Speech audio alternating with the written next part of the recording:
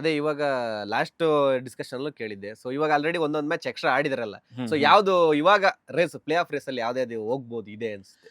Play of ರೇಸಿಗೆ ಪಕ್ಕ RCB ಅಂತೂ ಪಕ್ಕ Fix. ಒಂದು ಫಿಕ್ಸ್, ಹ್ಮ್. ರಾಜಸ್ಥಾನ್ ಅದು ಎರಡು. ಫಿಕ್ಸ್, ಹ್ಮ್. ಪಂಜಾಬ್ ಕೂಡ ಫಿಕ್ಸ್. ಹ್ಮ್.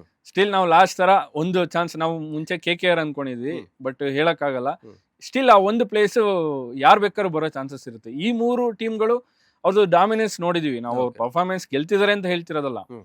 ಅವ್ರ ಟೀಮ್ ಬ್ಯಾಲೆನ್ಸ್ ನೋಡಿದ್ರೆ ಹಂಗಿದೆ. ಈ Okay. ಮೂರು ಟೀಮ್ಗಳದ್ದು ಬೌಲಿಂಗ್ ಇರ್ಬೋದು, ಬ್ಯಾಟಿಂಗ್ ಇರ್ಬೋದು, ಫೀಲ್ಡಿಂಗ್ ಇರ್ಬೋದು, ಈ ಮೂರು ಟೀಮ್ಗಳು ಹೋಗೋ ಚಾನ್ಸಸ್ ಇರುತ್ತೆ ಪ್ಲೇ ಆಫ್ಗೆ. Okay. ಅಂಡ್ ಇನ್ನೊಂದು ಟೀಮು ಹೇಳಕ್ಕಾಗಲ್ಲ, ಯಾವ್ದಾದ್ರು ಸರ್ಪ್ರೈಸ್ ಎಂಟ್ರಿ ಕೊಟ್ಟರು ಕೊಡ್ಬೋದು. Okay. SRH ಕೂಡ ಕೊಡೋ ಚಾನ್ಸಸ್ ಇರುತ್ತೆ, ಡಿಸಿನೂ ಕೂಡ ಸ್ಟ್ರಾಂಗ್ ಇದೆ. ಸ್ಟ್ರಾಂಗ್ ಇದೆ. ಹ್ಮ್.